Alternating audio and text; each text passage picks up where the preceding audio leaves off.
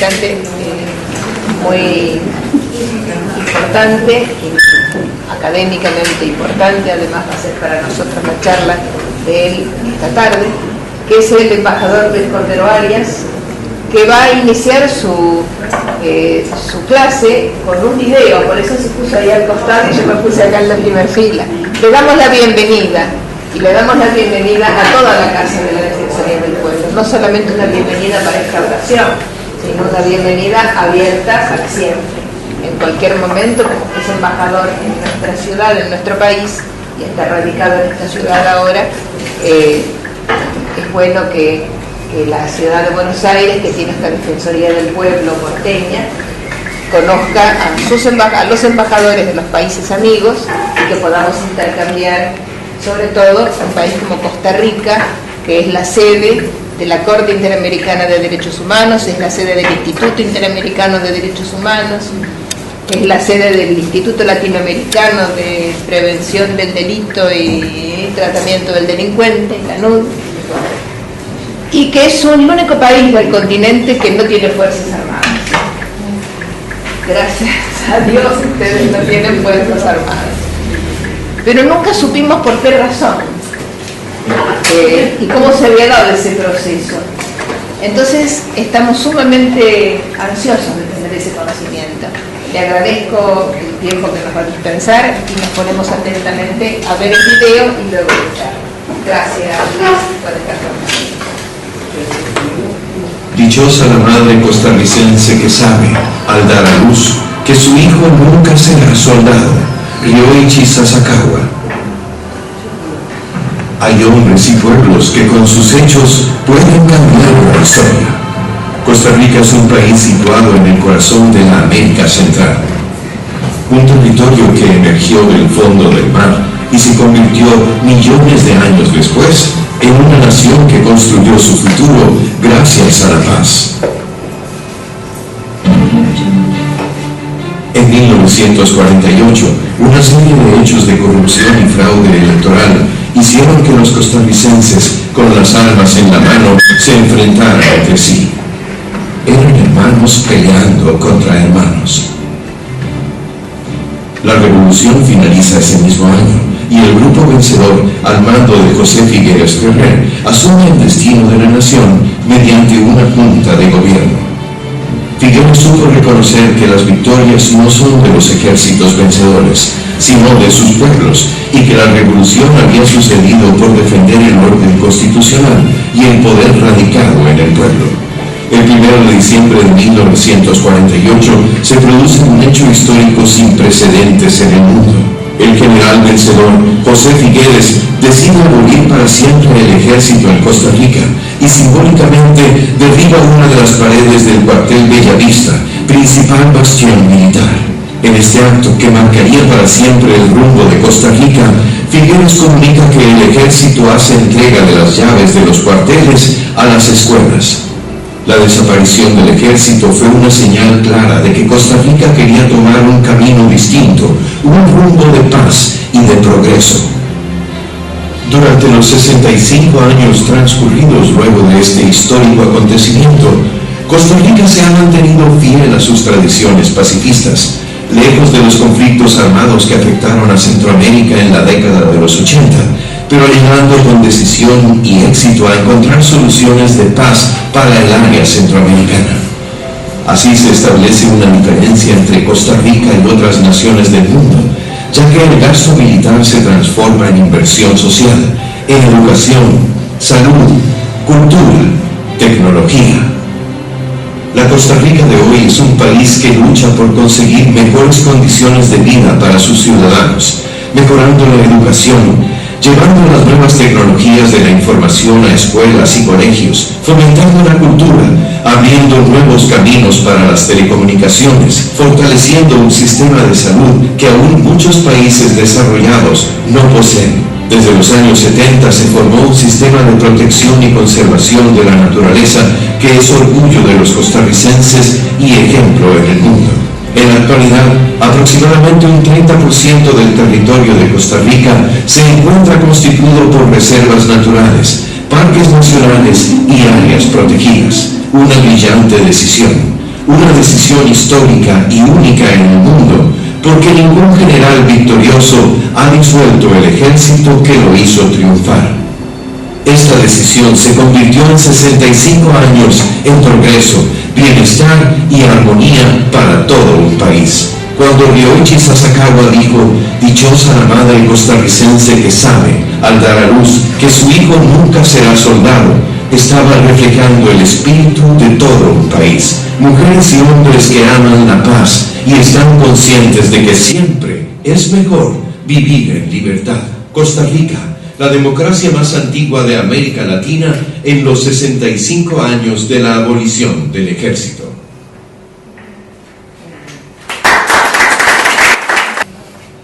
Muchas gracias por esos aplausos.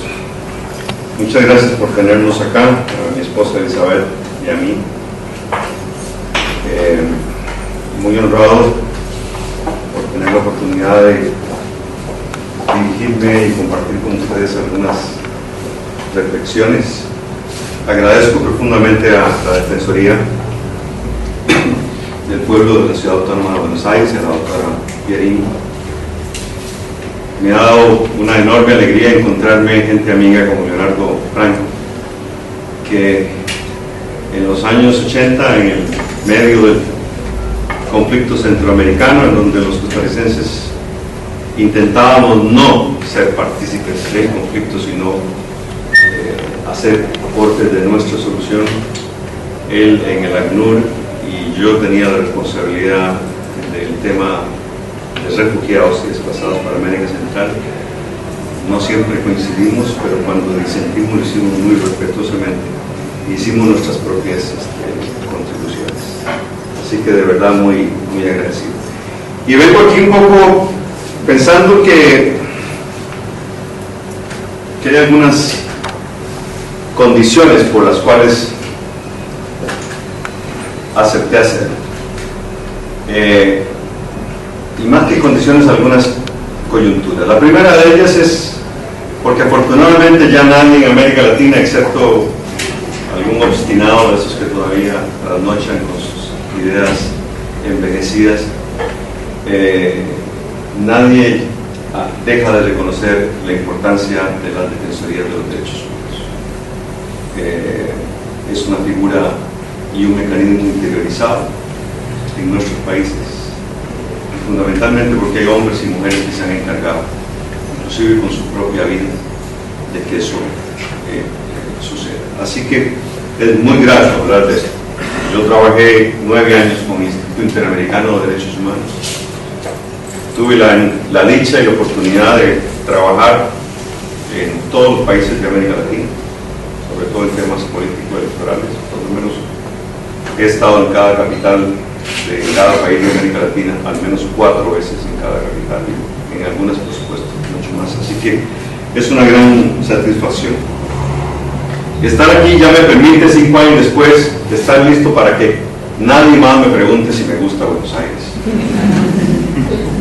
porque ahora querría que me pregunten si me gusta Mendoza, si me gusta Salta, si me gusta Rosario, Calafate, o el glaciar de Perito Moreno, que ese va a ser nuestro próximo destino, ¿verdad? Ojalá que así sea. Pensar que estamos aquí en momentos complicados para América Latina, la región más desigual del mundo, de esos que nos permiten también darnos cuenta que sería muy interesante que algunos ultraconservadores estadounidenses, reunidos en esa vaina que se llama el Tea Party, dejaran de tomar té y se juntaran con Jorge Mario Bergoglio y tomaran mate, a ver si alguien los sensibiliza de que los retos de nuestros países pasan por la desigualdad y no por ese conservadurismo tan sofocante, que además no les resuelve nada. A propósito de todos los adversarios que el Papa Francisco se gana todos los días, y con muy buen mérito. Con adversarios así como los del Tea Party, yo también querría ser Papa.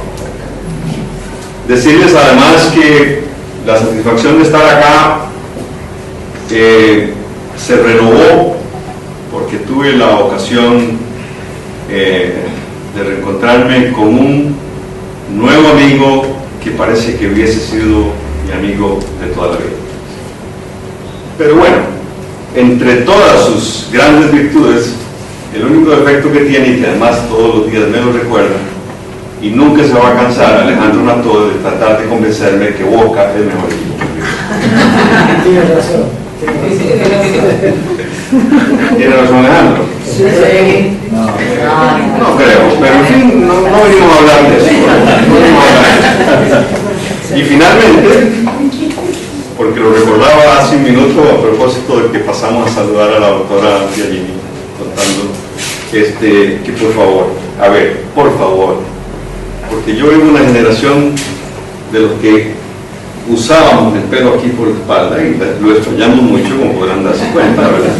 La generación y el cabello. Que por favor no juzguen a las motos Harley Davidson por quién las usa. ¿Sí? Por favor, no las juzguen por eso. Porque representan para algunos una cosa muy importante de las reivindicaciones también en materia de paz. Yo tuve la ocasión, una dichosa ocasión, acompañando al expresidente Oscar Arias en una reunión del Interaction Council, que es un grupo de ex jefes de Estado que se reúnen de tanto en tanto, dentro de los cuales en los latinoamericanos hay varios distinguidos expresidentes de nuestros países, de conocer, y esto fue en California, en la Universidad de Stanford, en el año 2004-2005, a Robert McNamara, secretario de Defensa de Nixon, el artífice de la guerra en Vietnam. Y tengo una foto con él. Y le dije, mire, secretario McNamara, esto es una situación incómoda para mí, por lo que yo tengo que decir. Usted para mi generación fue el tipo más odiado en la historia. Y ahora tengo que decirle que lo admiro porque se convirtió en uno de los pacifistas más influyentes del mundo. El cuento de la motocicleta Harley Davidson viene por esa generación a la que yo pertenezco. Ahora, por los principios en los que sigo creyendo en la construcción de la paz y por supuesto en la defensa irrenunciable, impostergable, diaria, permanente de los derechos fundamentales. Así que a todas y todos que terminan sus cursos hoy, sus diplomados, ¿se llama? O asignatura. Las asignaturas de la Sí, perdón. Muchas felicidades. Y hablemos un poquito de América Central. Si de mi exposición hay algunas cosas que resultan familiares para ustedes, la responsabilidad no es mía. Yo voy a hablar de América Central, ustedes sacarán sus conclusiones. No es políticamente correcto que yo hable de otra cosa que no sea América Central, del cual puedo ser muy crítico y muy crítico de mi propio país, pero existen coincidencias que ustedes sabrán notar en un país tan grande en todo sentido como la Argentina, que merece una enorme admiración, que siempre ha tenido una enorme admiración en Centroamérica, y especialmente una enorme admiración entre los costarricenses. Tanto así es la admiración por los argentinos, a lo mejor particularmente por los porteños, que el resto de los centroamericanos, que algunos no nos quieren mucho, nos recuerdan todos los días que los costarricenses somos los porteños de América Central. Así que también compartimos eso. Ahora, ese, sí. Que me voy a equivocar todas las veces posibles, por supuesto. Me queda. Así que cuando Alejandro Nató y Susana me propusieron un jueves por la tarde venir a aburrirles, yo dije que sí, con esas condiciones que mencioné, y además nos pusimos de acuerdo en nada más que en hacer una reflexión que terminó llamándose un poco como gobernabilidad de derechos humanos y derechos políticos en América Latina, ¿verdad? Y yo parto de la premisa que muchas de las cosas que vamos a ver ocurren porque uno termina dándole la razón a Oscar Wilde, que no es tan famoso por esa frase ni por lo que escribió. Su frase más famosa, más célebre, es aquella que dice que cuanto más conozco al hombre, más amo a mi perro. En esta ciudad llena de perros, cuando se encargan, yo veo feliz tocándolos a todos. Un día me van a morder todos juntos. Dirán, este tipo, ¿por qué nos toca? Nosotros somos los dueños de la ciudad y de las veredas. Bueno, pero ciertamente Oscar Wilde tenía frases muy célebres, y yo estoy muy convencido, comparto eso con él y mi mujer, de que eso es muy cierto. Las cosas malas que nos suceden generalmente tienen un origen, que es la indiferencia de la gente que está llamada a hacer algo para corregirlas y sencillamente no lo hace. De tal forma que yo querría hacer una reflexión partiendo de 4 grandes áreas. Primero, provocarnos donde vamos a encontrar coincidencias. Luego, hablar un poquito de estabilidad partidaria, insisto, en América Central. Centroamérica es, asimismo, una cultura de pactos y coaliciones interesantes, a pesar de ser países chicos, países pobres. Acuérdense que tenemos en América Central, que junto con Bolivia y Haití, los 3 países más pobres de América Latina. Tenemos en América Central el país más peligroso del mundo, la ciudad con el número de asesinatos por cada 100.000 habitantes, la ciudad que tiene más peligrosa del mundo, porque tiene 85 asesinatos por cada 100.000 habitantes, en donde tenemos, ya no somos una ruta de paso del narcotráfico, sino una región de operación del crimen organizado, el narcotráfico, pero también el tráfico de personas, la explotación sexual infantil y todos los tipos de criminalidad. Y además parte de una región mucho más grande que se llama América Latina, que de paso es la región más desigual del mundo. O sea, con esos pocos honores nos ubicamos en una Centroamérica llena de pactos y coaliciones.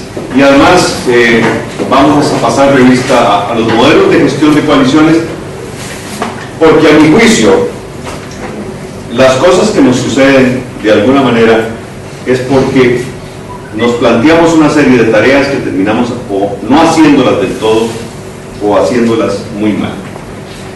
Y en las provocaciones de partida tengo una lista grande ahí, no me acuerdo cuántas son, pero son una buena cantidad. A ver, la primera de ellas, que yo creo que nadie duda, es que tenemos un problema gravísimo en la calidad de la política pública. De entrada, no solo porque la política pública tiene que ser eficaz, tiene que ser legítima y tiene que ser oportuna.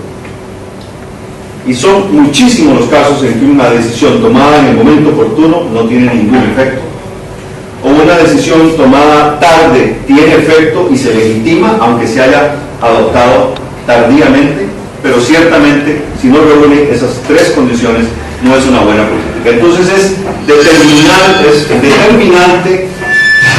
hacer una reflexión sobre la calidad de la política pública.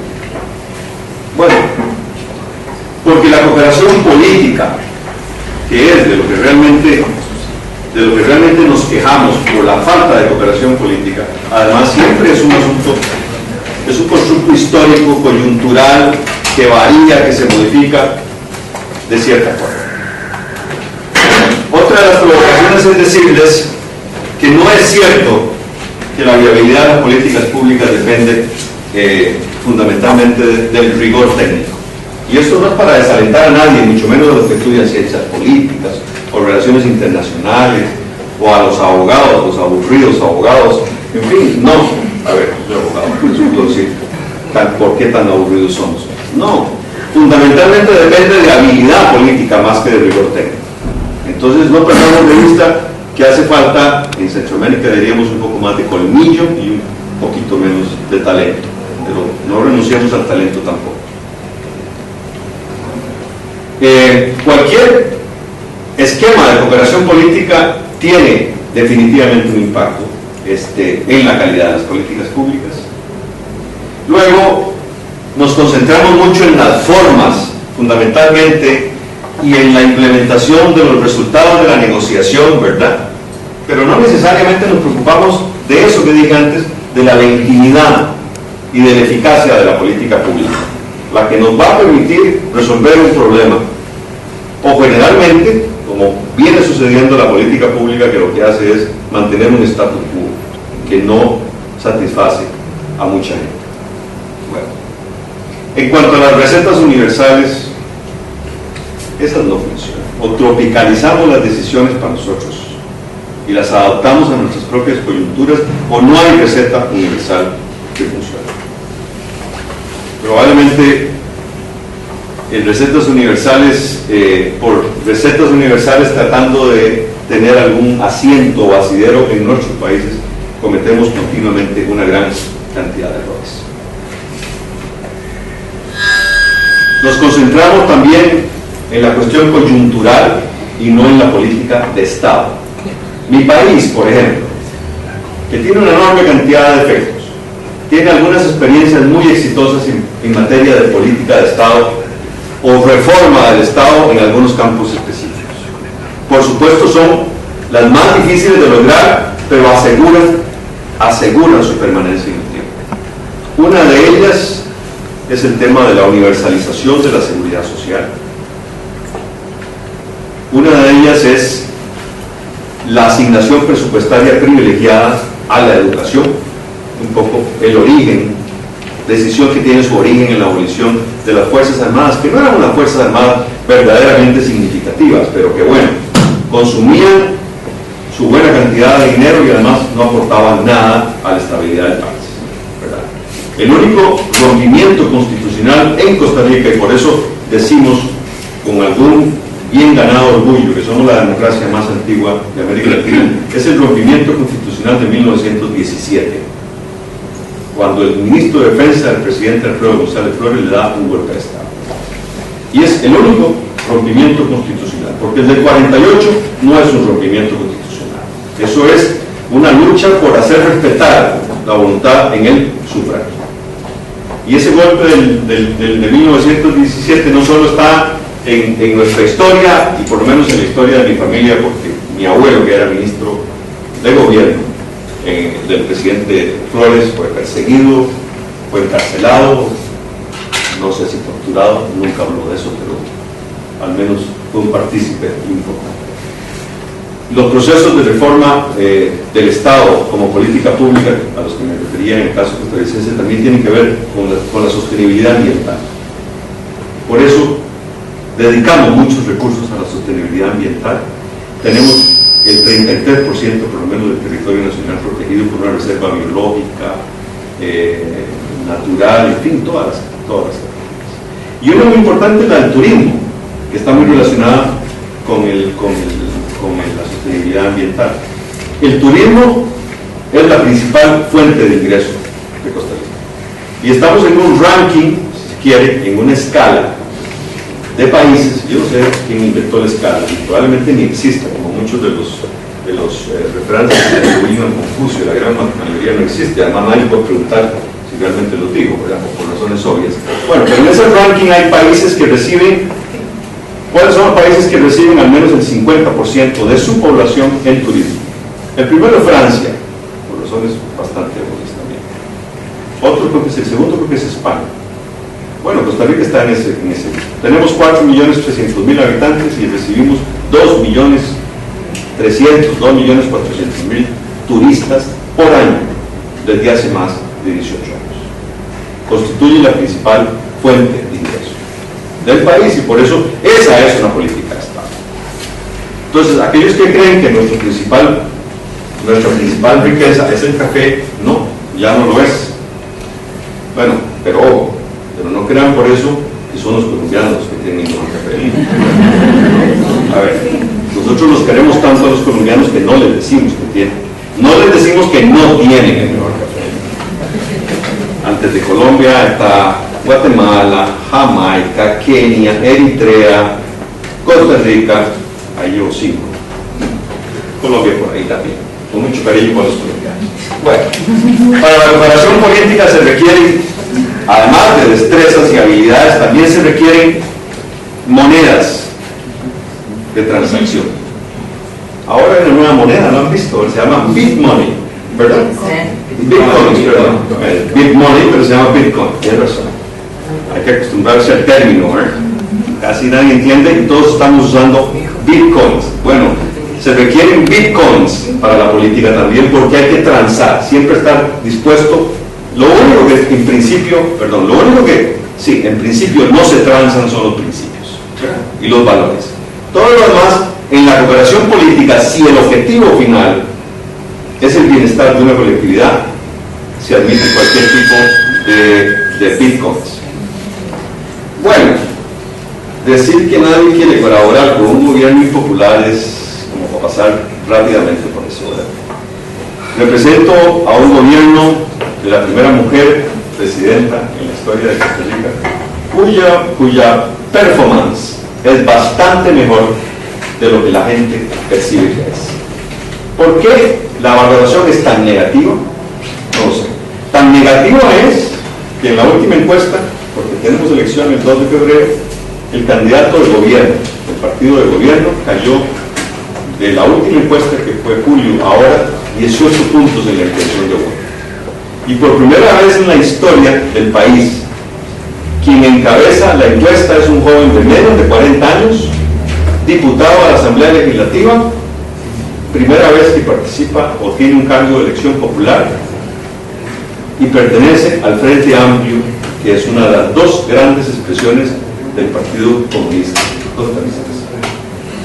La primera vez en nuestra historia que en un momento determinado, como una encuesta, que es una fotografía en un momento determinado, hay un marxista reconocido por él mismo, yo no soy el que vengo a calificarlo, que encabeza las encuestas y que perfectamente, si esa tendencia se mantiene, podría llegar a ser presidente. Lo que no tiene ninguno de los tres candidatos que encabezan las encuestas es el mínimo del 40%, por lo cual tendremos una interesantísima segunda ronda. Pero en buena medida, sin ningún demérito de ese joven, porque yo, más allá de verlo en la televisión, nunca he cruzado palabra con ese hombre, ciertamente en buena medida el gobierno impopular, a mi juicio inmerecidamente impopular de la presidenta Chinchilla, porque tiene muchos méritos por los cuales no debería ser así, le ha cargado la mano al candidato del partido de gobierno.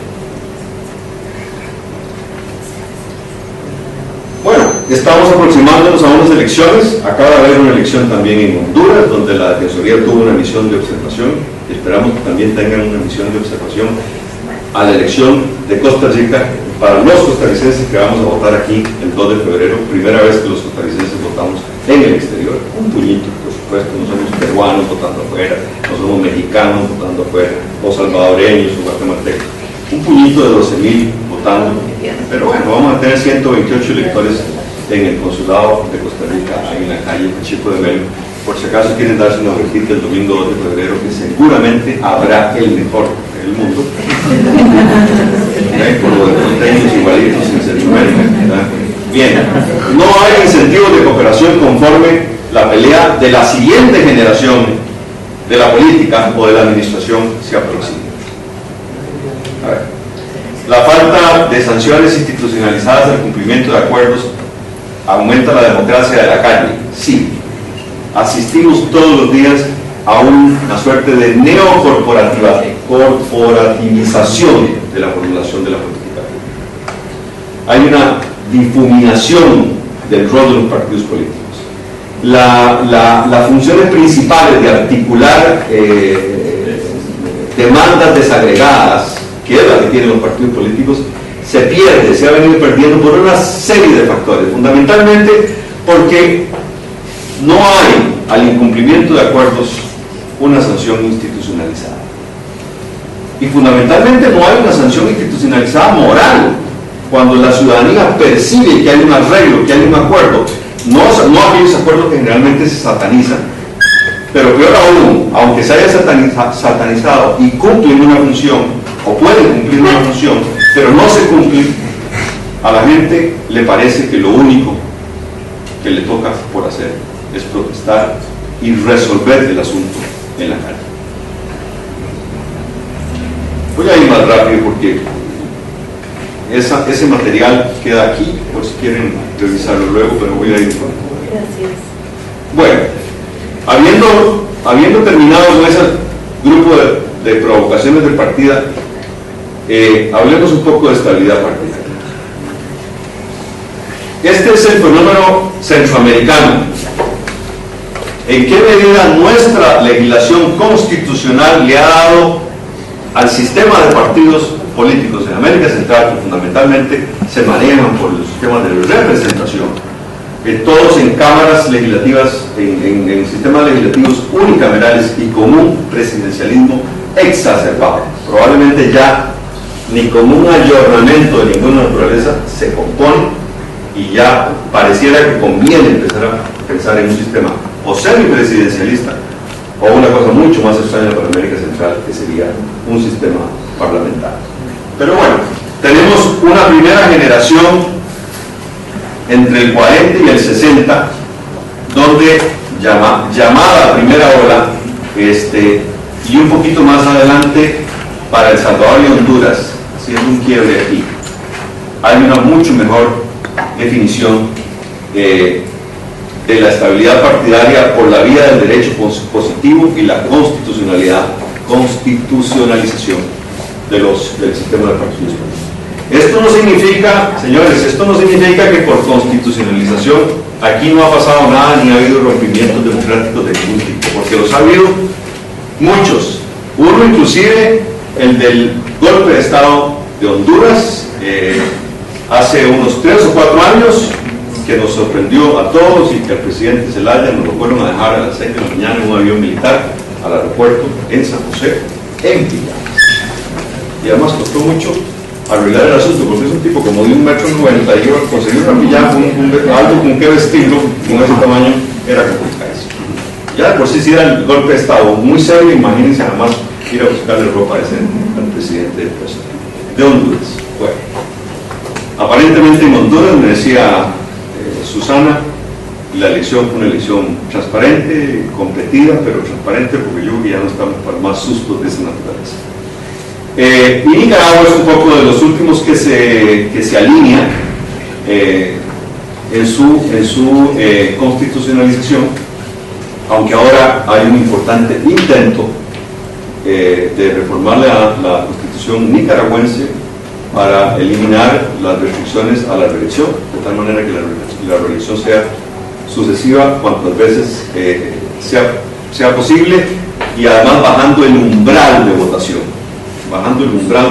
que siempre en nuestros sistemas hiperpresidencialistas y con una gran atomización de partidos, el umbral de votación mínimo para ganar la presidencia de la República siempre ha sido un importante incentivo a la agrupación partidaria, a la consolidación de los partidos políticos, al freno a los grupos emergentes sin ninguna legitimidad, sin coartar el derecho a las minorías de postularse a lo que quieran. Pero las reglas no pueden ser que cualquiera pueda intentar ser candidato sin ningún nivel de adhesión popular y sin ninguna barrera de ingreso a la pelea y sin ninguna barrera que defina la elección misma. Ahí nos falta algo, porque nos falta ver unos colorcitos. Pues no se ven los colorcitos. Aquí debería haber una serie de señales que nos digan en qué momentos se ubica una verdadera consolidación democrática en Centroamérica. Y ojo que cuando hablo de consolidación democrática estoy hablando fundamentalmente de las formas, porque democracia y legitimidad son dos cosas diferentes. Cumplimiento de formalismos o formalidades democráticas es una cosa, y legitimidad de ejercicio, eso que llaman la performance, es otra cosa. Pero bueno, no sé qué pasó con la imagen, pero aquí en teoría realmente a este nivel solo está Costa Rica, entre el 50 y el 60, con el último rompimiento o episodio del año 48 no volvió a suceder nada más, mientras que en el resto de los países los vamos ubicando, pero aquí están casi todos los demás. Panamá está un poquito más acá, porque acuérdense que todavía en el año 89 los norteamericanos, que parece que nunca han perdido esa costumbre, invadieron Panamá por segunda o tercera vez en su historia y se llevaron al señor Noriega, que habría sido más fácil negociar con él y sacarlo sin ninguna pérdida de vidas ni de esfuerzo de ningún tipo. Bueno, pero Panamá se ubica aquí. Ya con esto les a falta de los puntitos, que fue seguramente culpa mía, no sé por qué, eso es lo que decía antes a fin. Bueno, y en el derecho positivo centroamericano, por eso la fuente son las constituciones, la fuente son las constituciones y las leyes electorales. Tenemos prácticamente las mismas características, ¿verdad?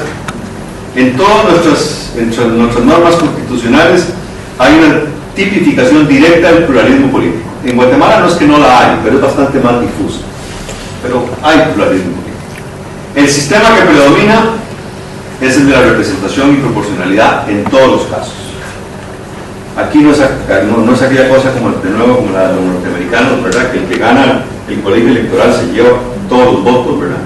Y como le sucedió al señor Gore, ¿verdad? Que ganó en números absolutos la elección y perdió Florida y se entregó. Ahora, ¿cómo perdió Florida? Eso.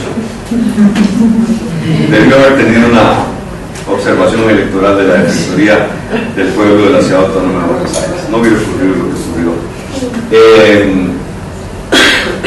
Esto no tiene mucha importancia. Por supuesto, predomina el monopolio de la representación exclusiva de los partidos políticos para las elecciones presidenciales, ¿verdad? Solo en el caso de Honduras no, y de Panamá tampoco. Y en lo parlamentario han ido variando, ¿verdad? En algunas legislaciones admiten postulación por grupos ajenos de los partidos políticos, igual que en las elecciones municipales. La pregunta aquí, porque realmente lo que importa es esto, es si estamos contribuyendo a lograr mejores niveles de representatividad o le estamos abriendo las puertas a los outsiders. Y yo no tengo ningún prejuicio con los outsiders. En Centroamérica los hemos tenido de todos los colores. Ustedes no tienen idea. Algunos de colores que ni se han inventado. Unas figuras impresentables, ¿verdad? Bueno, outsiders. Algunos han hecho alguna cosa, la mayoría han sido un total fracaso. Algunos han sido alcaldes, algunos han llegado a ser presidentes, algunos han vuelto a ser alcaldes y pretenden ahora volver a ser presidentes. Es decir, hay una pasión con la presidencia del país en América Central, probablemente solo comparable con la que ustedes tienen por el tango y la que yo tengo por el River Plate. En fin, por ahí anda la cosa, pero lo cierto es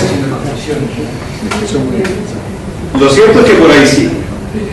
Esto es muy importante porque, de nuevo, insisto, la calidad de la política pública, que es lo que realmente consolida y puede consolidar nuestras democracias, atender las demandas sociales, tiene que ver con una serie de factores y requisitos que en apariencia parecen ser excluyentes, cerrándole las puertas a algunos, pero no porque nos molesten los outsiders, sino porque no estamos seguros si son verdaderamente representativos. Y por eso mencioné lo del señor Villalta en Costa Rica, el joven de menos de 40 años, diputado del Frente Amplio, autodenominado marxista.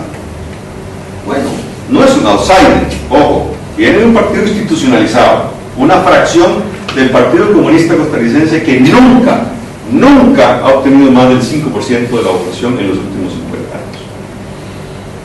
Y ojo, déjenme decirles, a propósito del video que vimos, que las reformas estructurales, política de Estado, que se dictaron a propósito de ese rompimiento, me corrijo, de ese episodio donde vamos a una guerra civil que duró cerca de 60 días y murieron 2.700 costarricenses innecesariamente.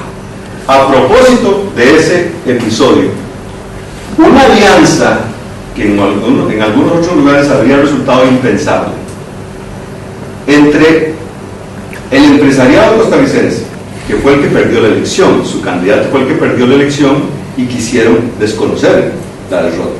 Entre el empresariado costarricense, la Iglesia Católica costarricense y el Partido Comunista costarricense, esos tres improbables aliados le dieron a Costa Rica el modelo constitucional y político que lo hizo diferente al resto de América Central. No fue solo la abolición del MIES, fue la universalización de la seguridad social, la enseñanza gratuita y obligatoria, el monopolio de los depósitos bancarios en bancos del Estado sin pago de intereses, de tal manera que los fondos ahorrados fueran fondos para la producción a tasas de interés muy reducidas, entre otras cosas. En una alianza, por eso el tema sigue siendo representatividad, no es una preocupación con los outsiders, porque los outsiders los vamos a encontrar a todas horas, ¿verdad? Con o sin partidos políticos institucionalizados. Alguien presente en esta sala a mí me decía un día, cuando yo le pregunté, con una ingenuidad propia del centroamericano, y yo le preguntaba, ¿y qué es el peronismo? Porque nosotros en Centroamérica teníamos, los que hemos vivido en este mundo de la política, como modelo, el modelo más sofisticado, y ojo que por sofisticado no estoy diciendo que el mejor, pero el modelo más sofisticado, exótico si se quiere, era el Partido Revolucionario Institucional Mexicano. Cuando a mí la Presidenta de la República me invita a representarla aquí, cual representó un honor, como me decía una señora que nos encontramos a los 8 días de estar acá tomándonos un café en la Biela, que la vimos acá al lado nuestro, nos oyó con este acento que no pronunciamos las R's y publicamos las letras, y ya se ¿verdad? Nos pregunta, ¿y ustedes de dónde son? Ya le contamos toda la historia, y cuando le decimos, ¿y qué está haciendo aquí? Yo no quería contestarle qué estaba haciendo aquí. Ya finalmente le contesté, soy el embajador de Costa Rica, y me dice, ¿y usted tenía opción de ir a otro lugar? Se me atragantó la media luna y le digo, y dije, sí. No, le dije, no tenía opción de ir a otro lugar, pero tenía la opción de decir que no. Yo le pude haber dicho a la Presidenta, muchas gracias, muy honrado. A la Presidenta le digo Presidenta sí, pero cuando hablo con ella pues nos tuteamos porque la conozco toda la vida, pero bueno, es mi Presidenta. Yo le pude haber dicho que no, y le dije que sí. No estamos tan contentos, por eso digo que no me pregunten más si me gusta Buenos Aires, si me gusta Argentina, porque estaba por descontado.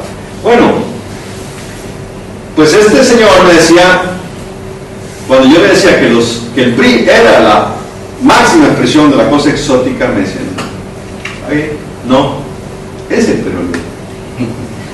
¿Y por qué? Pregunté yo. ¿Por qué el peronismo es eso que es? ¿Y qué significa el peronismo? Entonces me decía, peronismo significa estar adentro. Y uno se queda, bueno, ¿y? Eso, ¿cómo eso? ¿Estar adentro nada más? Sí, estar adentro. Hijo, le dije, ahora sí, no estaba. Pero yo me paso todos los días del mundo, como 6 o 7 horas al día, estudiando este país y todas las expresiones políticas que existen, pero son tantas y de tal naturaleza, y cambian con tanta frecuencia, y cambian las caras, y cambian las decisiones, cambian hasta los colores con que la gente se viste, y son una noticia. Presidenta de Guadalajara, por supuesto, está adentro. Bueno, nosotros también tenemos nuestras propias complicaciones en América Central. Vamos al que sigue. La nuestra fundamentalmente tiene que ver con que nuestros desarrollos son... No, ya lo voy a hacer. Y ahí se dice al revés. No, es que esto tendría que estar vertical. Sí. Nuestros desarrollos han sido muy desiguales. Aquí tenemos dos extremos, ¿verdad? Donde hay mucho más cercanía a un verdadero monopolio de los partidos políticos en la propuesta partidaria y aquí no, ¿verdad? Y por eso Costa Rica y Nicaragua tienen esa mayor cercanía, o sea, un monopolio mejor consolidado, como no lo tienen Honduras y Guatemala. Acuérdense que lo habíamos visto antes a propósito de la representación parlamentaria y en la postulación.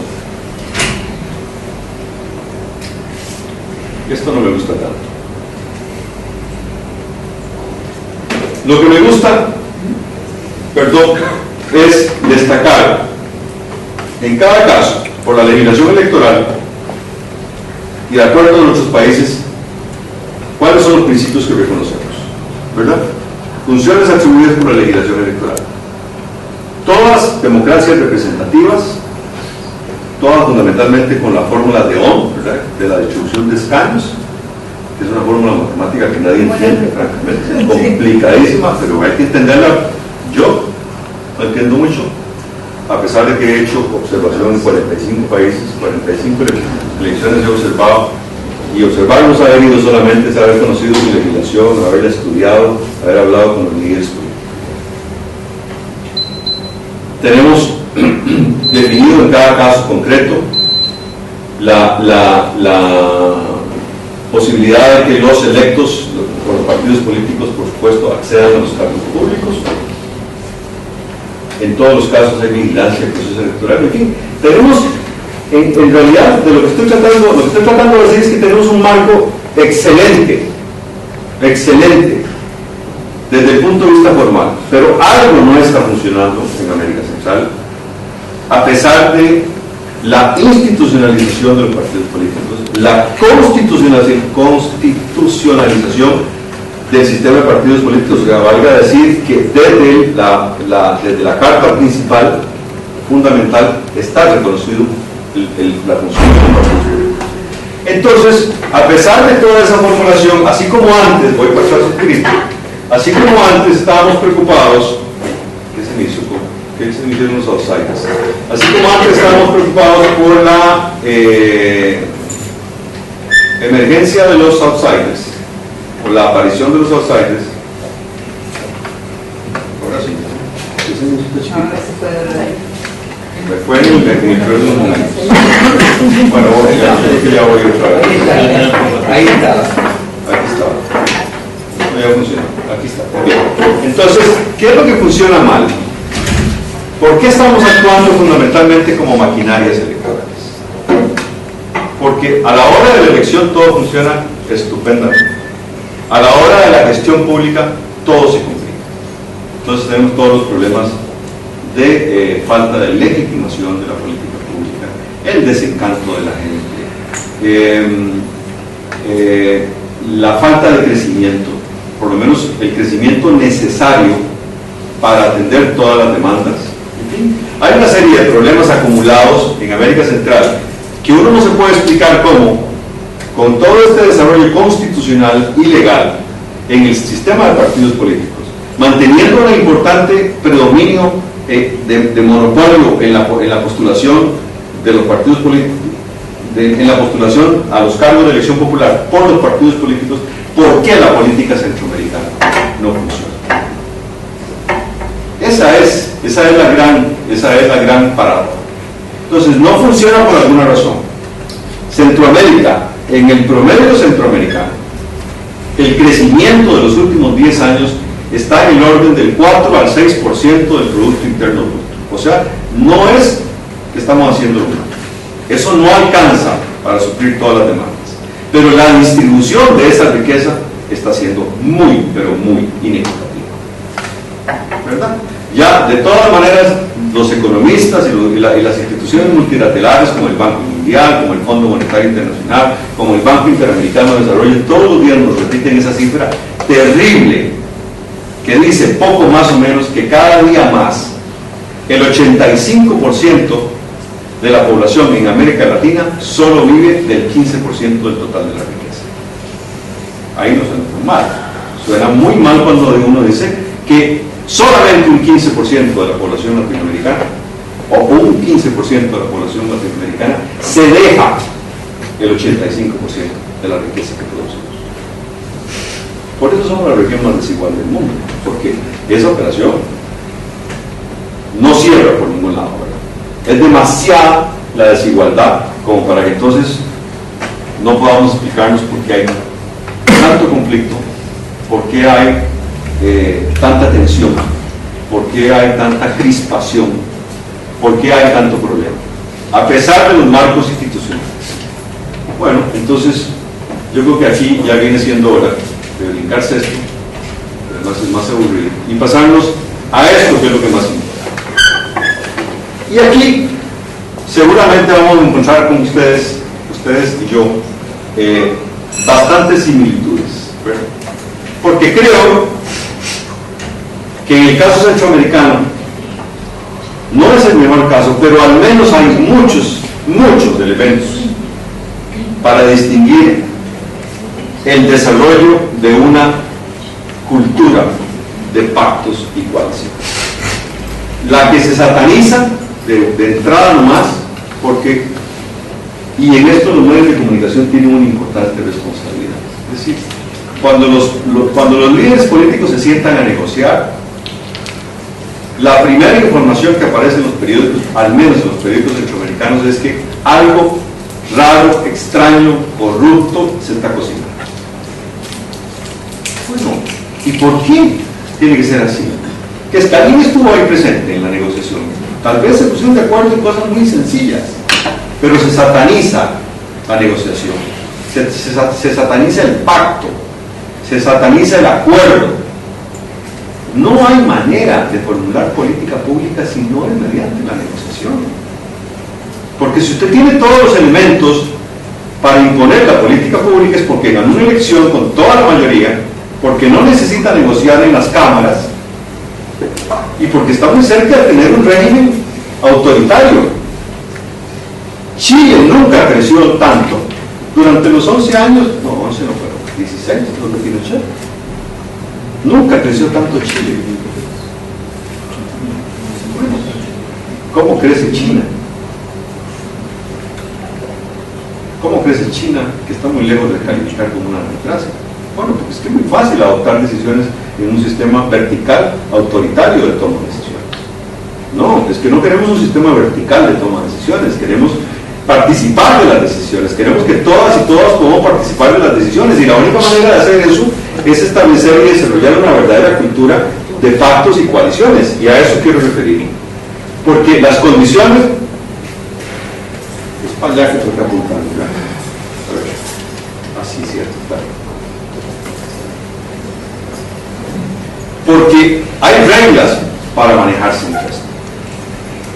Las reglas para manejar sin esto tienen mucho que ver, y no son reglas propias o exclusivas de la política, ¿verdad? En primer lugar, tenemos que hacer esfuerzos importantes para fortalecer el sistema de partidos políticos, no para debilitarlo, para fortalecerlo. Tenemos, porque intervienen fundamentalmente, que establecer muy claro cuáles son las reglas en que se negocia dentro de los ámbitos formales de la negociación y lo que es tanto o más importante, que es la negociación extra parlamentaria. Y extra parlamentaria porque las decisiones todas se toman en el Parlamento. No importa si el Parlamento es una intendencia con sus propios, ¿cómo se llama? ¿Cómo se llaman los concejales? Concejales. O si son senadores o si son diputados, en fin, no importa. Pero es un sistema parlamentario por naturaleza. Además, porque hay reglas de juego. Porque además, si yo quiero negociar mi agenda, tengo que estar dispuesto a hacer concesiones. Eso es negociación. ¿Cierto, Alejandro? Es un experto en negociación y prevención de conflicto y resolución de conflicto. Bueno, entonces, los pactos y coaliciones tienen que surgir, y surgen de hecho, porque hay una serie de condiciones que contribuyen y que están presentes en la formulación de la política. Sí, a propósito de lo mismo. ¿Cómo se construye la agenda política? En primer lugar, ¿quiénes son los actores? ¿Y qué persiguen? Por supuesto que persiguen esto. Cada quien tiene una agenda política, ¿cierto? Cada quien tiene una agenda política. Entonces hay una gestión intrapartidaria y hay una gestión interpartidaria que tienen que coexistir. Pero además hay otros actores, hay organizaciones sociales, cada día más poderosas. Argentina, y aquí sí me puedo permitir hablar de Argentina, tiene un sindicato casi para cualquier cosa, ¿verdad? Las negociaciones aquí deben ser complejísimas, ya ni siquiera entre los partidos, es que son entre los partidos y las organizaciones sociales. Bueno, pero son actores que no podemos ignorar. Y entonces, a este juego, con sus propias reglas, a este juego le son inherentes algunas características. Siempre hay un sentido de urgencia. Siempre hay un sentido de urgencia. Lo que se llama la presión de la coyuntura. Y si la coyuntura cambia, la urgencia igual se mantiene, solo que la urgencia de la otra coyuntura. Y varían en cada momento, ¿verdad? Por otra parte, yo quiero, porque aquí es donde pienso llegar, ¿verdad? Aquí es donde tengo que llegar, o sea, cumplir mi agenda política y que todos cumplan su agenda política. Yo tengo que mantener capital y apoyos políticos. El adversario de hoy puede ser el enemigo de mañana, y el enemigo más acérrimo de mañana es mi adversario, porque probablemente esta coyuntura nos es común. Necesitamos algunos trofeos que exhibir y, por supuesto, sobre todo, fundamentalmente, si yo no logro legitimidad, si yo no logro apoyo, que es lo que es la legitimidad, no voy a llegar a este mundo. Entonces, la lucha por el acceso al poder, que se concreta cuando yo ya estoy en capacidad de ejercer el poder, este recorrido, y pude pronunciar las dos R seguidas, este recorrido pasa por pactos y coaliciones que no se pueden demonizar. Yo creo que ese sí es un lugar común, ¿verdad? No sé cuántas miles de kilómetros nos separan, pero este es un lugar común. Entonces, seguimos.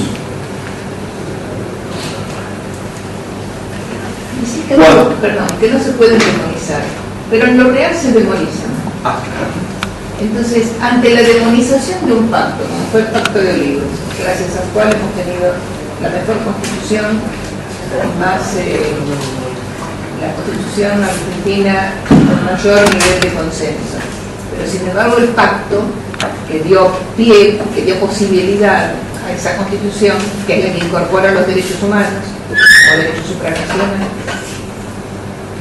no hay manera de modificar el criterio. El pacto está demonizado. La constitución sí, todo el mundo ya se la venía, pero la constitución es hija del pacto. Prácticamente todas son hijas del pacto. En la clase que tuvimos hoy en la maestría, la profesora planteaba que ella no sabía qué surgió de la constitución. Lo que sí sabía que el pacto era un pacto demonizado. Claro, totalmente demonizado, exactamente lo mismo. El poder mediático influye mucho, me parece. No, pero no es solo mediático. Es mediático, tenés razón. Pero hubo un partido político, dentro de los partidos políticos, hubo demonización del pacto, de los partidos políticos tradicionales incluso. Y de la constitución lo único que se vio fue la renuncia. No se vio todo lo demás que la constitución incorporó. Todos los derechos nuevos, todos los derechos humanos, nada, eso todo pasó. No hay manera, no puedo imaginarme una constitución política que no haya sido resultado de un pacto. Sí, no. Parece casi imposible. No sé qué implica. Es imposible. Es imposible, diría que imposible. Y hay ejemplos importantes de pactos, de constituciones resultado de pactos, el de la Moncloa, ¿Cómo superan los españoles? ¿Cómo superan los españoles ese tránsito, esa transición de la España franquista a una monarquía parlamentaria, si no es por la Moncloa? Si era o guerra civil o pacto de la Moncloa, no había otra forma. No había otra forma. Bueno, pero se demoniza. Bueno, pero yo ya estoy aquí, ¿verdad? Ya hice el tránsito de aquí y llegué aquí. Y estando ya en el ejercicio del poder, yo tengo que mantener un equilibrio. Yo tengo que mantener un equilibrio que va en estos ejes. ¿Cuánto me cuesta y qué obtengo acá? Menos o más estabilidad, poco coste, mucho coste. Y por supuesto entonces el objetivo es que mi impacto, ya sea sobre una coalición coyuntural, una coalición sobre casos concretos de una agenda política o un pacto duradero, se ubique de tal manera que no me cueste tanto y que me dé la mayor estabilidad posible.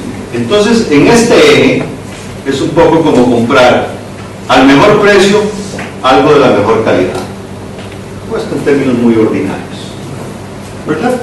Bueno, pero entonces para hacer eso yo tengo que recurrir a arreglos político-institucionales y tengo que ser capaz de conocer cuáles son mis monedas de cambio, los bitcoins. Sí, por favor.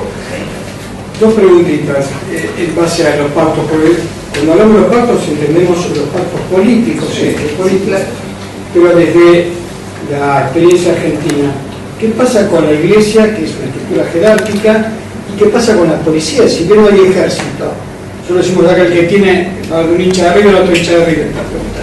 ¿Qué pasa con los que tienen los fierros? ¿Cómo se democratiza la policía y acata los pactos entre civiles? ¿O no existe un poder policial? Claro, el de las Fuerzas Armadas también.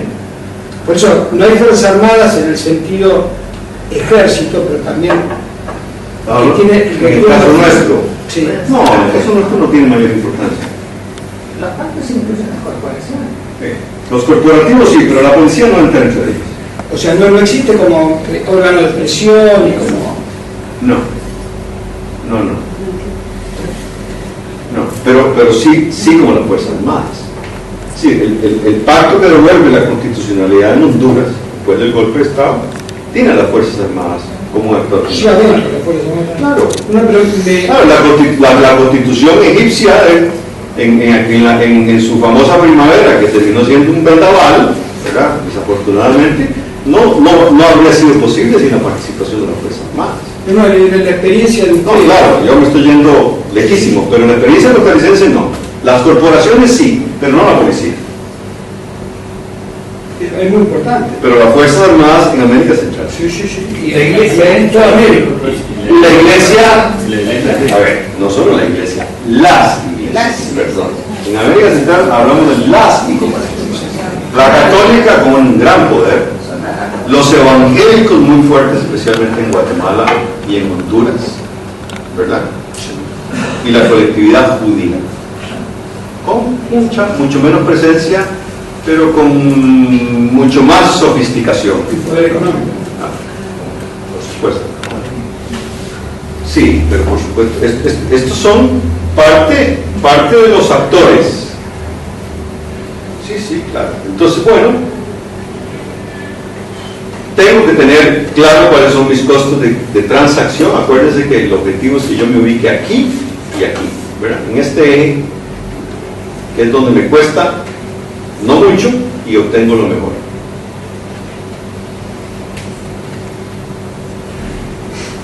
Y el resto de la imagen solo nos da, déjame ver si me faltó aquí algo. Bueno, no. Esa flecha color lila vendría a ser la propuesta estratégica. Claro. la duradera. Claro. ¿Quién la garantiza? Claro. ¿Qué la garantiza? ¿Dónde está el sistema de garantía? Ah, no, eso es otra cosa, ¿verdad? Eso es otra cosa. Si esta es la ruta, claro. Sí. Esta es la ruta. Qué vaina, yo termino siempre hablando de fútbol. Lo de lila es porque es el color de un excelente equipo de fútbol costarricense, ¿verdad? Sí, casi tan bueno como River. No, eso es una...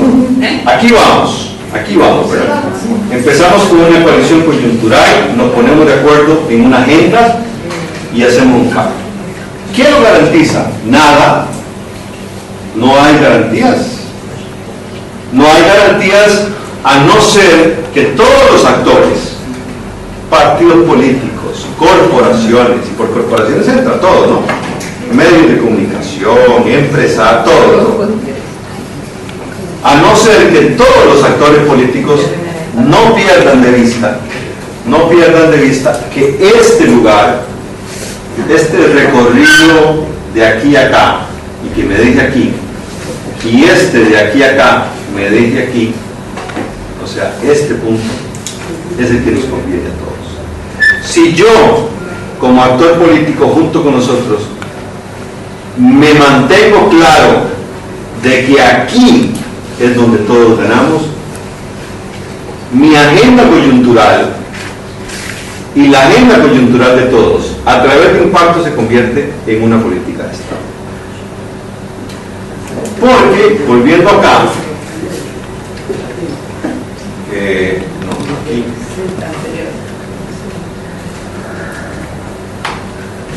yo una de las que me expliqué.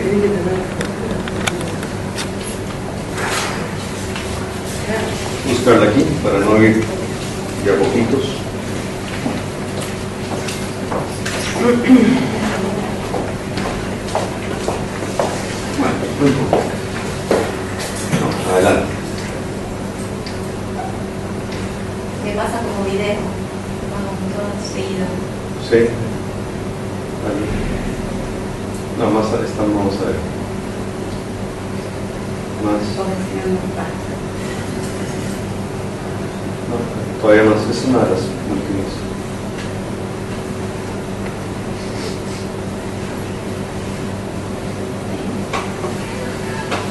Bueno, puede ser que no esté. No, aquí, sí, aquí. A propósito de pagos.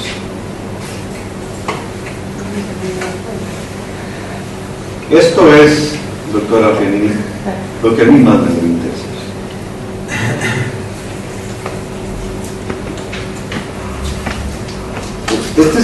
Este es el recurso más escaso en la política. Es el recurso más escaso en la política. Bueno, dicen que el recurso más escaso en la política es la libertad.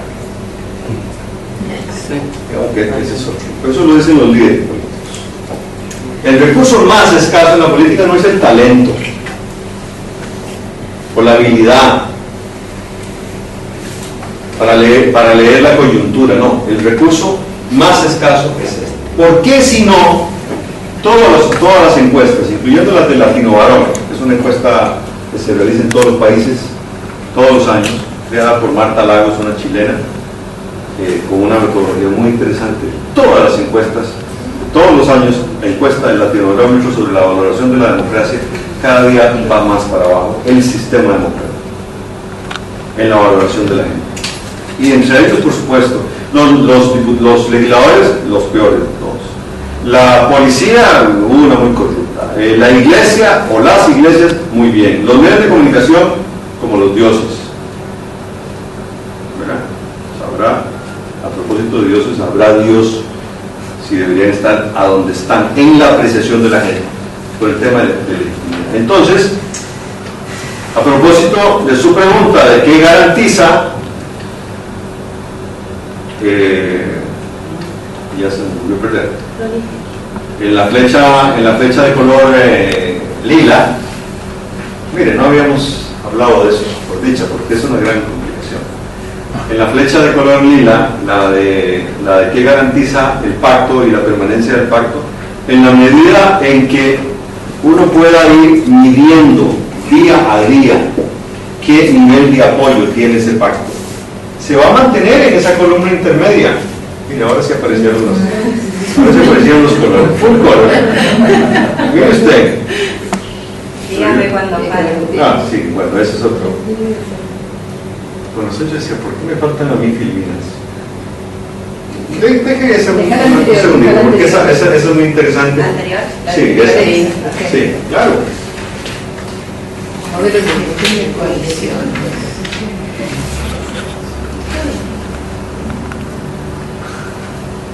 Claro, yo tengo que estar aquí, ¿verdad?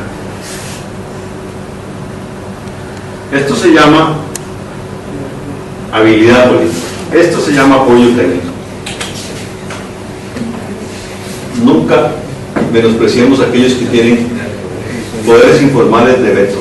Los cientistas políticos los llaman los veto players, ¿verdad? Este es un activo por sí mismo. ¿Cuándo hay que tener ese activo? ¿Qué hago con el activo?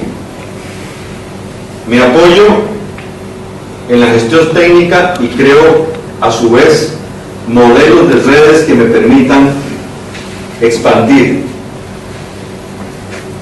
mi poder. En la gestión política tengo que hacer diálogo y negociación. Nunca perder esto. Capacidad de adecuarse. Las peleas se dan en diferentes tiempos, lugares y formas. Probablemente lo que le ha pasado a nuestro gobierno en Costa Rica, en la construcción del mensaje, ha habido fallos en esto. Esta filmina, que por cierto me olvidé decirlo, mucho de este trabajo lo hemos hecho conjuntamente con un joven costarricense talentosísimo, que él y yo no lo hemos adoptado porque él tiene sus papás y probablemente le parece un poco fashion, yo lo adoptaría porque es un talento. Jean-Paul Vargas, en un doctorado en políticas públicas, y es un verdadero genio. Trabajamos juntos y yo luego lo adopté como un hijo. Y bueno, nos sentamos y hablamos de esto, y después él se pone y hace estas vainas. Y entonces yo le dije, pero ¿y dónde está lo que habíamos hablado en tal? Ahí está, y yo me tengo que empezar a ubicar lo que habíamos hablado, que habíamos convenido. Él lo puso en esta filmina es exclusivamente de él, unas cuantas de él. Así que aquí va el mérito para Jean-Paul Vargas, que es asesor directo de la Presidenta de la República. Y me va a decir, bueno, pero asesor medio malillo, ¿verdad? Porque si está tan mal la Presidenta, la que yo, no, nada tiene que ver con eso. Es una construcción de él. Y ocho que nos brincamos, qué curioso, ¿verdad? Yo decía, a mí me están faltando imágenes. ¿Será la que sigue? Sí, claro. Pero eso tiene, a eso le falta algo. Claro, a eso le falta algo, por supuesto. Pero ahí se nos... Esa acción está probablemente en la... Eso, ¿no? Esas son las de pura legislación. Las de los gráficos son las que nos dicen. Bueno, ese es un modelo de gestión de coaliciones igual de complejo, ¿verdad? El competitivo, que me parece que refleja, me parece un poquito que tiene un sello como de Made in Argentina, ¿verdad? Es muy complejo. Probablemente deberíamos ir a algo bastante más articulado que esto, pero es difícil. Pero lo cierto es que dentro de este también hay un gran recorrido, y seguramente en la mitad.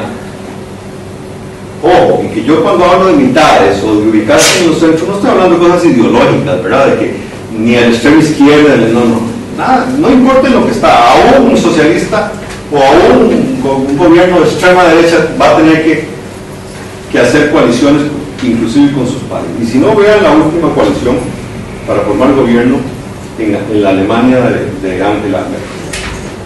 Los primeros que protestaron fueron los empresarios que le han dado a Alemania un enorme empuje, la principal economía de Europa, la tercera en el mundo, la cuarta, fueron los empresarios, porque sube el monto del salario mínimo por hora, euros por hora, a 8.50 euros, y bajan la edad de jubilación después de 65 a 63 o 62 años, y eso tiene un costo importante.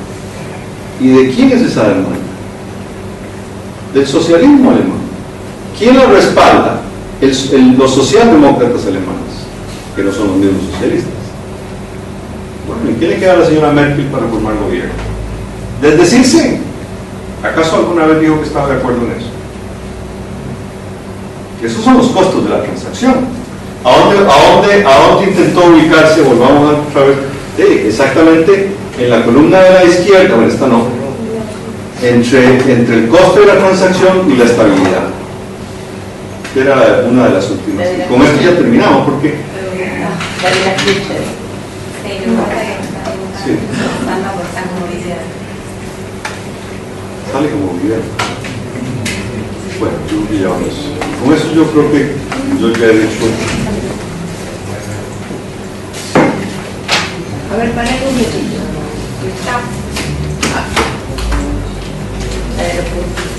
No, la de los puntitos. Esa era la que no salieron los colores. Es un modelo estático ese. Nosotros trabajamos a veces, cuando trabajamos en temas de gestión política, con el sistema de tablero con jugadores múltiples. Sí. Teoría del juego, Sí. que es más complejo porque además ahí hay la variable de tiempo, cómo se va modificando la situación. Sí. Pero la necesidad de esquematizar me parece importante, porque si en cada momento, en cada etapa, en cada coyuntura, uno puede parar 5 minutos y hacer el esquema. Digo, el esquema me resulta más útil sobre la marcha que previamente, porque previamente no puede haber una receta que no se adecua. Yo elijo tal modelo, que ese modelo no tiene nada que ver con la coyuntura. con las personas con las que tengo que negociar. Claro, porque los jugadores son múltiples. Porque el tema es que son los jugadores. Los jugadores son los Los que de definen. adentro y los de afuera. Sí, sí. Aquí no son reglas de juego a los que los jugadores No se puede. se someten. Aquí son jugadores que definen cuáles son las reglas del juego con las que quieren y están dispuestos a jugar. Basile dice que es el que mejor plantea los partidos de fútbol, pero después los jugadores se mueven. Por eso pierden. Dicen, yo planteo el equipo lo planteo como nadie. Después los jugadores se No, lo mueven. que pasa es que, por un lado, discutir las reglas de juego. Segundo, cumplir después las reglas de juego. Lo que pasa es que siempre tenés algún jugador Que sale. que sale de las reglas de juego.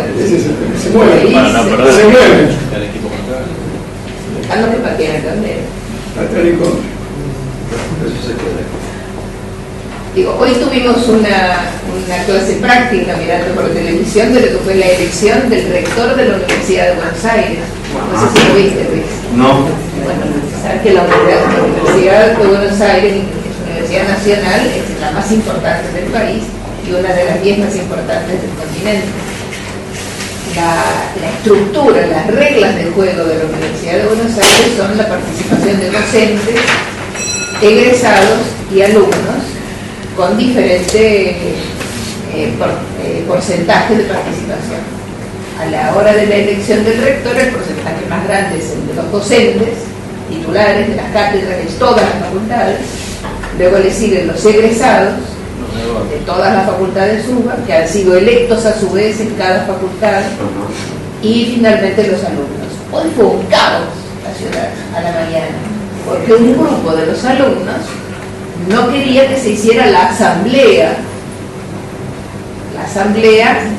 que iba a definir la elección del rector.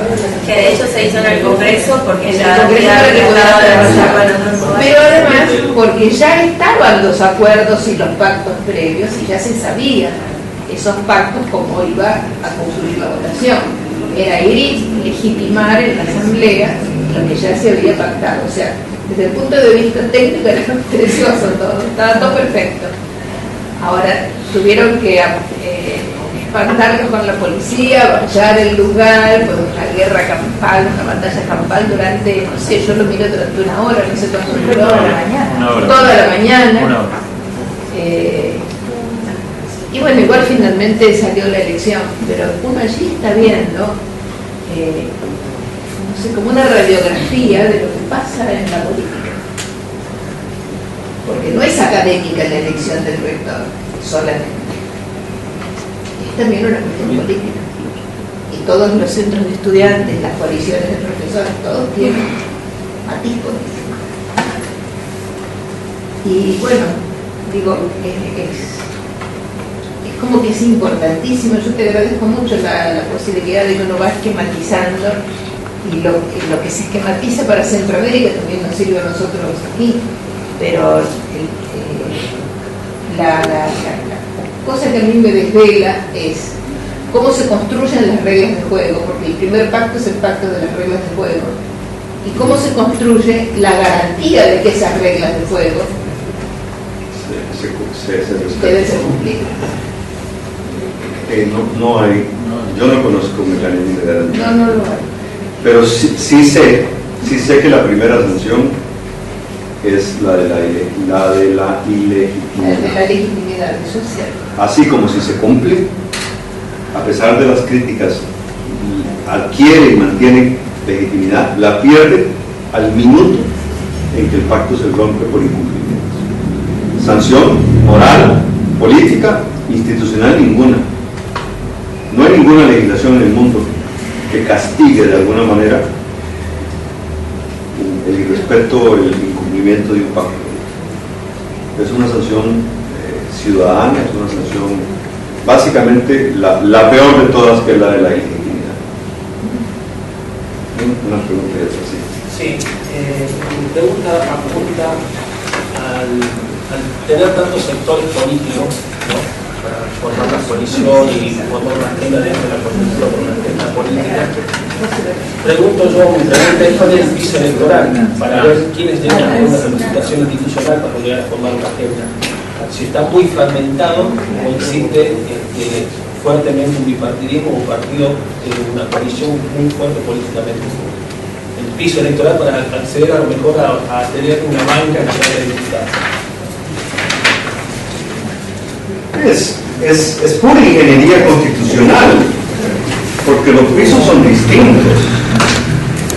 Bien, las barreras electorales van desde el número de adherentes para la constitución de un partido político hasta el mínimo de votación para mantener una membresía activa. En América Central deben andar como promedio por lo menos en un mínimo de un 2%, o la elección de un legislador al menos. Pero bueno, a ver, en una cámara legislativa como la costarricense, que tiene 57 legisladores, que hay una subrepresentación, pero es la cosa más impopular del mundo. El Parlamento costarricense en estándares internacionales debería tener por lo menos 90 diputados. Pero con el prestigio que tienen los diputados, al que se le ocurre que hay que aumentar los diputados, bueno, ese que ni aparezca, no sale de la casa siquiera. Cosa más impopular que proponer aumentar el número de diputados de la figura más impopular y más desprestigiada. Lo cual es una pena, es una enorme pena. Pero bueno, 90 debe ser el número, pero en una cámara de 57 diputados, un tipo, una persona que se hace elegir diputado, porque al menos, aunque su partido no haya obtenido ese 2%, ¿qué representa? Y la suma de esas pequeñas fracciones es la famosa expresión de los partidos bisagra, ¿verdad? ¿Bisagra se dice igual aquí? Sí, claro. Yo soy la bisagra. ¿Para dónde quiere que abra? ¿Para acá? ¿O abro para acá? ¿Qué obtengo si abro para acá? ¿Qué obtengo si abro para acá? Entonces, si a mí me preguntan, yo preferiría partidos políticos que su permanencia esté garantizada por un porcentaje bastante más alto que eso. Pero las voces alegando la violación de derechos fundamentales de la participación política van a aparecer de inmediato. Yo prefiero entenderme o enfrentarme a esas voces reclamando violaciones a derechos fundamentales a cambio de obtener legitimación.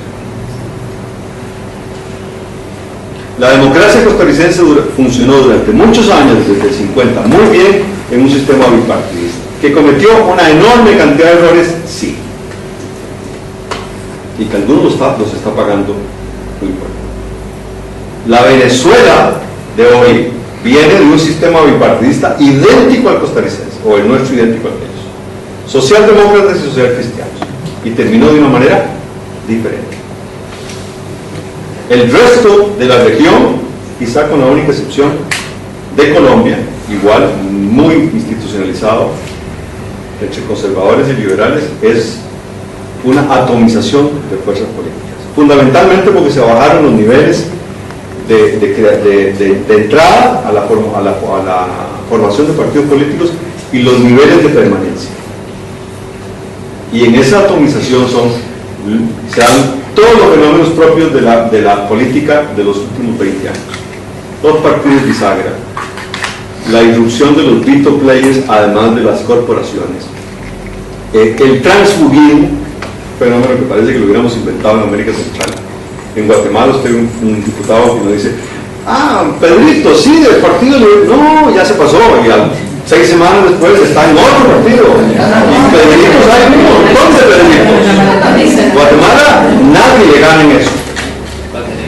¿Y qué significa para la gente un legislador que hace eso? Una pérdida enorme de legitimidad.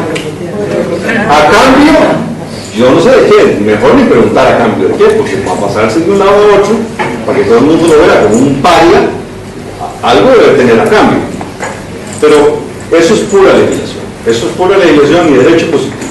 Si a mí me preguntaran, yo tendría una base mínima de un 5% de electores para formar un partido político y de electores para mantener la inscripción independientemente de que yo elija a alguien o no. Pero esa no es la tesis predominante. Yo soy una minoría de eso. En la gente que yo conozco, no. Van para abajo porque todo el mundo tiene derecho a ser un partido político y todo el mundo tiene derecho, diríamos en Centroamérica, a jugársela a ver cómo le va. Pero ese es un juego muy arriesgado, porque lo que ocurre es que la atomización de partidos políticos no garantiza ni remotamente la gobernabilidad. Al contrario, y está demostrado estadísticamente. Yo habría podido dedicarle toda esta presentación, inclusive con algunas fórmulas matemáticas producidas por mis amigos culpables, sobre lo que significa la atomización de partidos políticos en la gobernabilidad. Fórmulas bien probadas. A mayor atomización en sistemas presidencialistas, mucho menos gobernabilidad. En sistemas parlamentarios, la atomización de fuerzas políticas logra, en primer lugar, el sistema parlamentario tiene mucho más capacidad de adoptar pactos y coaliciones, aunque sean temporales, sin las garantías que la defensora extraña, y todos extrañamos porque no existe. Porque para mí la garantía es el movimiento. Bueno, la garantía es el resultado. Yo pienso que la única garantía es lograr un buen resultado, por lo que sea, por vanidad histórica, por capital político, por convicción absoluta de la utilidad, pero garantía ninguna. Pero en sistemas hiperpresidencialistas como los que tenemos, ¿verdad? Y con una multiplicidad de partidos políticos, con una irrupción muy fuerte de este neocorporativo y con esa debilidad ya crónica, institucionalizada de los partidos políticos, el resultado es el que tenemos: una política pública muy pobre, muy deficiente, muy poco legítima, muy poco efectiva. Y necesitamos todo lo contrario. Y para tener todo lo contrario, política pública oportuna, eficaz, legítima, duradera en el tiempo, solo se puede construir mediante pactos y coaliciones. Y que vaya la gente a demonizar lo que quieran, que demonicen a Lady Gaga si quieren, o a lo que ustedes quieran. Digo, no sé, se me ocurre, yo no tengo ningún interés en demonizar a nadie, pero no se pueden demonizar los pactos políticos, porque eso es ir en la vía enteramente contraria a la gobernabilidad. Y yo sé que muchas veces se ve mal, ¿verdad? Porque lo vieron en la prensa y decían: pero estos no son los que la semana pasada se insultaban en un debate de televisión. ¿Y qué? ¿Y qué pasa si se insultaron? No se insulta a la gente en todo lado, en las casas, en la calle, en los estadios, en todo lado se insulta. Entonces, si logran ponerse de acuerdo para formular una política pública con esas características, ¿quién gana si no el país? Cualquier país. Pero eso no es lo que está ocurriendo. Por eso mi intención de compartirlo de América Central no es porque tenemos toda esa cosa mapeada y definida y con todas sus reglas y todo esté funcionando bien. No está funcionando bien. No está funcionando bien. Ningún presidente centroamericano tiene niveles de aprobación que superen el 40%. Ninguno. Tendría que pagar 20 salarios al año, tendría que subsidiar todas las tarifas de transporte, en fin, tendría que regalar bicicletas, en fin, qué sé yo. Que el que no quiere que llueva, que no llueva, pues que no va a llover, y el que quiere que llueva todos los días, pues va a llover todos los días. Tendría que haber cosas imposibles para ser un gobierno medianamente legítimo. Entonces yo no estoy diciendo que estas cosas funcionan en América Central, estoy diciendo que si quizá hiciéramos cosas como estas, funcionarían, pero no las estamos haciendo. El que más se acerca a hacer cosas como estas, y no estoy diciendo que esa es la receta, ni está patentada, ni qué extraordinaria fórmula que tiene, lástima que no, el que más se acerca a hacer esas cosas probablemente tenga gobiernos mucho más legítimos, y algunos sí están, porque la legitimidad ficticia que sí estamos teniendo en América Central tiene la expresión más terrible de la política de estos tiempos. No se inventó en estos tiempos, se inventó en otros tiempos, se ha ido perfeccionando en estos tiempos. Ese que es el pecado capital de la política se llama clientelismo. Entonces, a lo que estamos asistiendo es a una política cada vez más sofisticada, menos pudorosa, si se quiere, de clientelismo. Yo gano elecciones a cambio de dádivas, de aportes coyunturales, y después si los puedo cumplir o mantener, no sé, pero lo que importa es lo que yo entrego en el momento oportuno. No entrego resultados concretos. Y de clientelismo, mejor yo no digo nada más porque Alejandro Nato quiere brillarme con una de esos.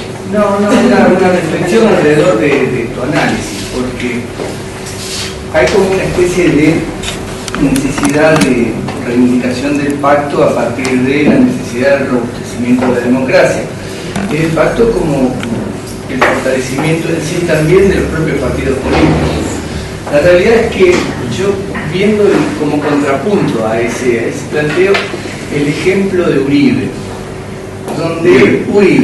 donde él planteó un ejercicio del poder donde el pacto no era denostado por tufillo corporativo, sino era denostado por debilidad política.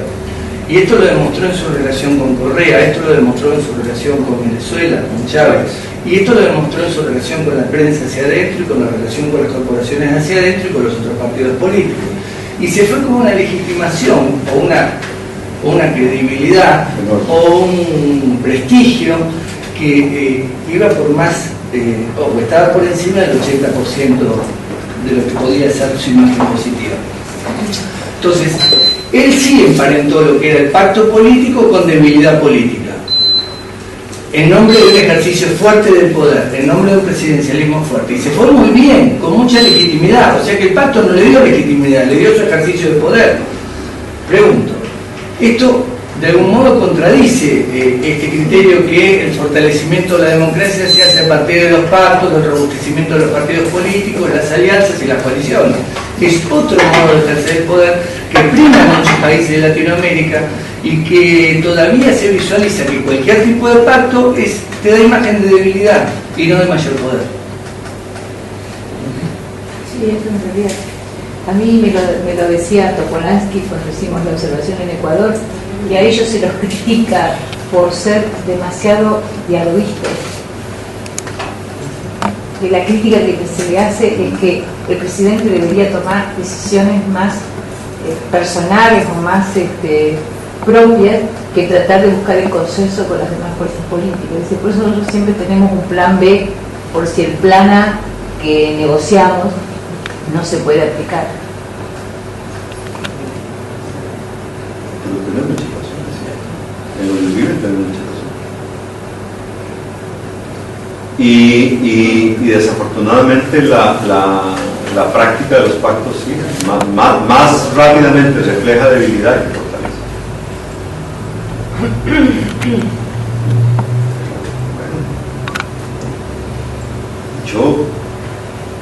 Yo coincido en lo que proyecta, pero no creo que sea una expresión de debilidad.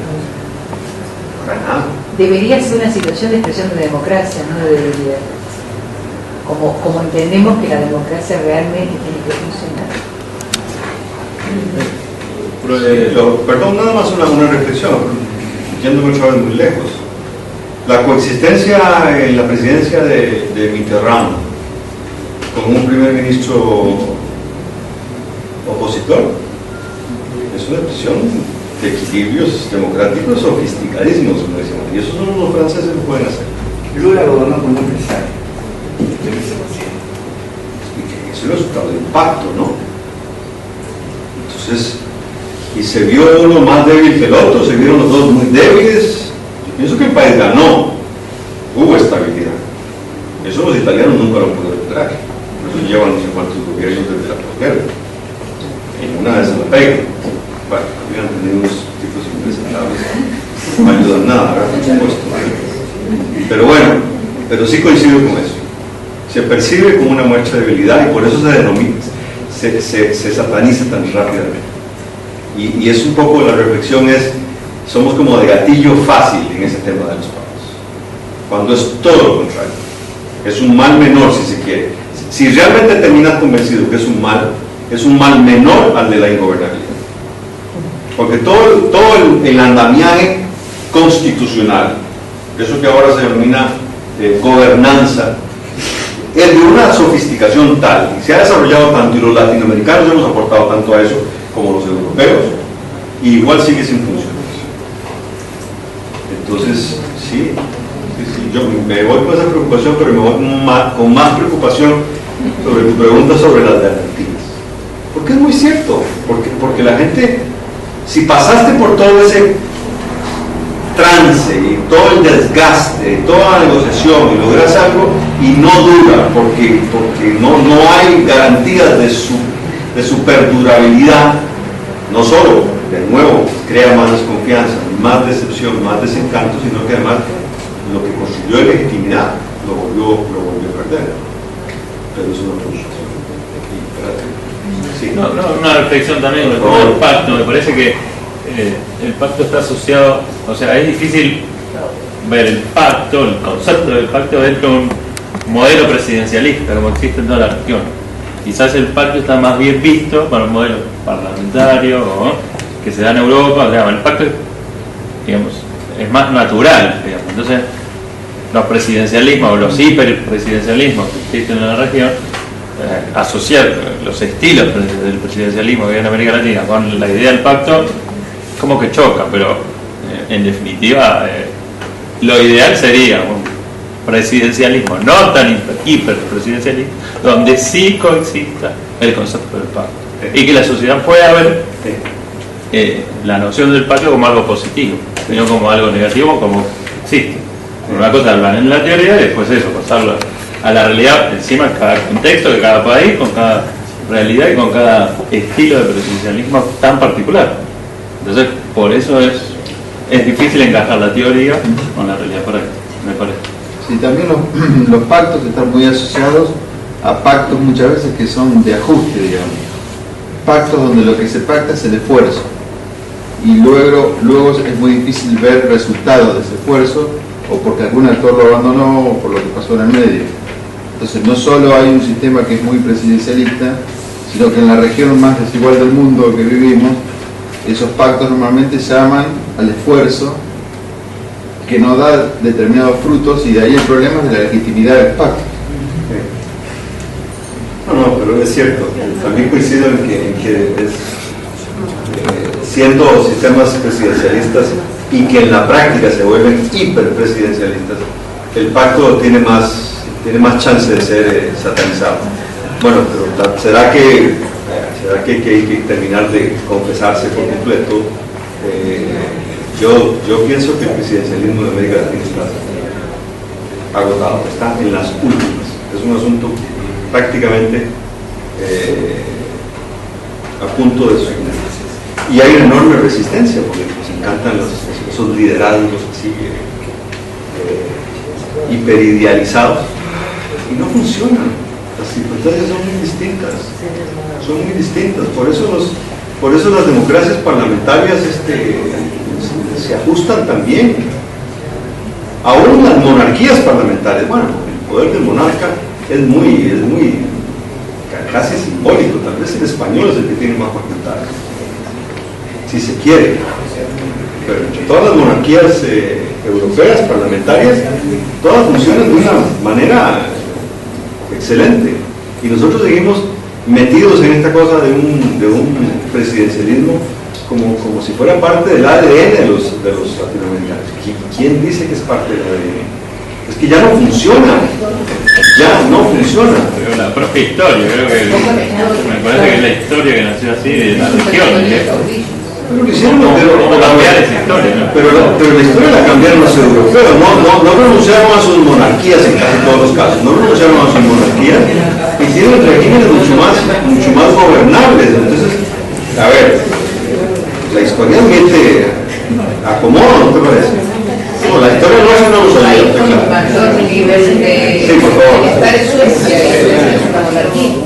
De alguna manera, cuando un país transita como en el nuestro hacia un Congreso con menores derechos y cede esos derechos al presidente, al Poder Ejecutivo, se está transitando en un sentido contrario al del parlamentarismo, se está transitando en un sentido más presidencialista, ¿verdad?, que lo que uno podría suponer, un Estado democrático.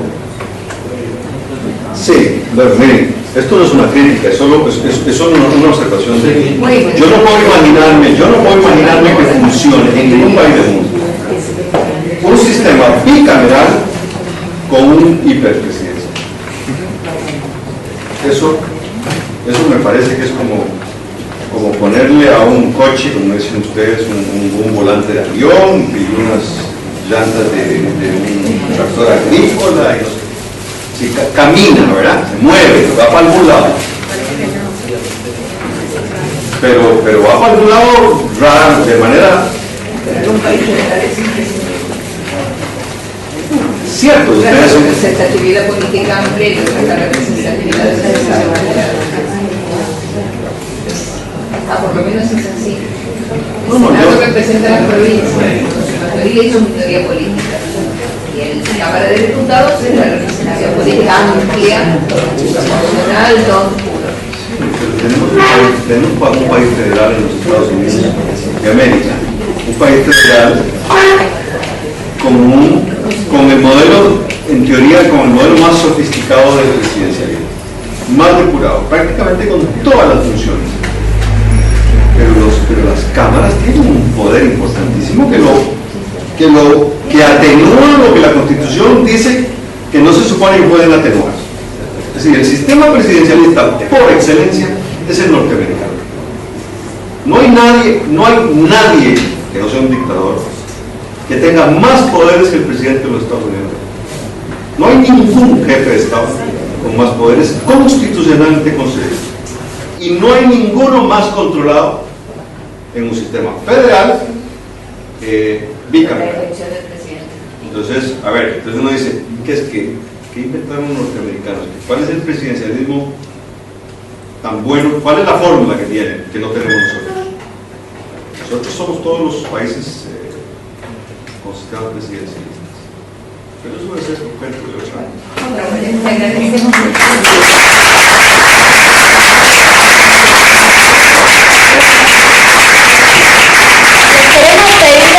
A todos que no se vayan porque le van a entregar un obsequio al embajador,